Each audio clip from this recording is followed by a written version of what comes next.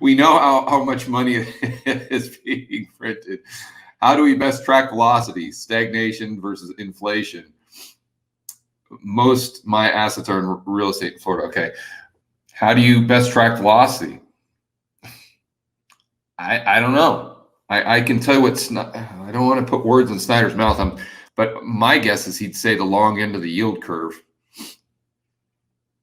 Once you see the long end of the yield curve go up, you know that in the shadows, velocity is going up as well. Then you have to ask the question, well, how much does the Fed manipulate that by if they're buying the long end of the curve? I don't know. And that's why I always go back to the fact that we're reminding everyone that we're living in a hall of mirrors. Everything in our economy is an illusion. Nothing is real. Nothing. It's all like the Matrix to a certain. It's in fact it's less real than the Matrix, because the Matrix was at least a computer simulation. This is where you could see the simulation, and the simulation was the simulation.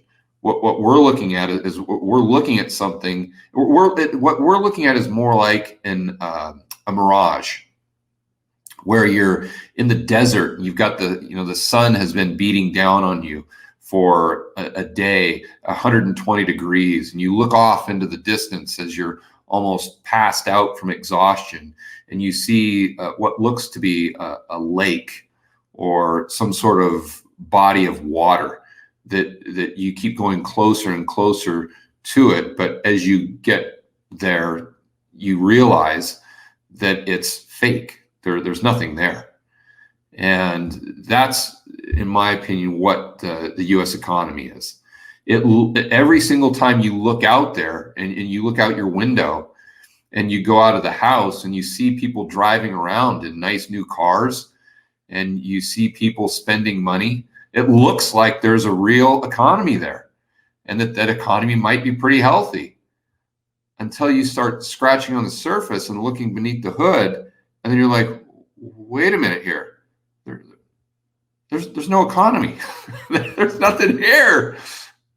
It's just like the oasis. It's just like it's the illusion, right? So that's what I think. It's a mirage, and but I think we just need to recognize that, and once we do and come to terms with it, then we can better understand how to position ourselves for the future.